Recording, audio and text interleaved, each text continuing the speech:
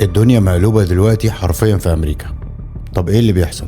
اللي بيحصل في أمريكا دلوقتي مش مجرد مظاهرات، ده مشهد صراع سلطة بين اللي شايف نفسه ملك العالم واللي كانوا دايما بيشدوا الخيوط من وراه.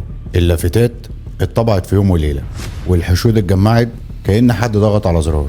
طب مين اللي مول ومين اللي حرك؟ وليه دلوقتي بالذات بعد ما ترامب بدأ يراجع حساباته مع تل أبيب؟ ترامب وقف جزء من الدعم العسكري لإسرائيل وابتدى يتكلم عن تكلفة الحرب وضرورة وقف إطلاق النار. هنا بقى قامت القيامة. اللوبي الصهيوني حط رجله وقال له: هو أنت فاكر نفسك مين؟ الناس هناك فاكرة إن دي ثورة ضد الملك ترامب، لكن الحقيقة إن اللي بيحصل هو رد فعل صهيوني عنيف علشان يركع الراجل اللي بدأ يخرج عن الخط المرسوم ليه من سنين. أمريكا النهاردة بتغلي من جوه، مش بسبب الحرية والديمقراطية، لكن بسبب صراع النفوذ بين الصهاينة واليمين الأمريكي نفسه. اللي بيحصل في الشارع الأمريكي النهاردة هو إنهم بينفذوا حرب تل أبيب بسيناريو هوليوودي علشان العالم يصدق إنها مظاهرات شعبية. المعركة ما بقتش هناك في غزة بس، ده اللوبي الصهيوني بيحارب دلوقتي جوه واشنطن نفسها علشان يفضل ماسك مفاتيح القرار الأمريكي وما يسمحش لأي رئيس حتى لو اسمه ترامب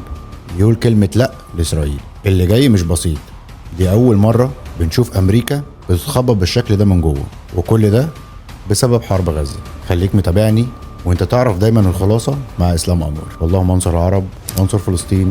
تحيا مصر، والسلام عليكم.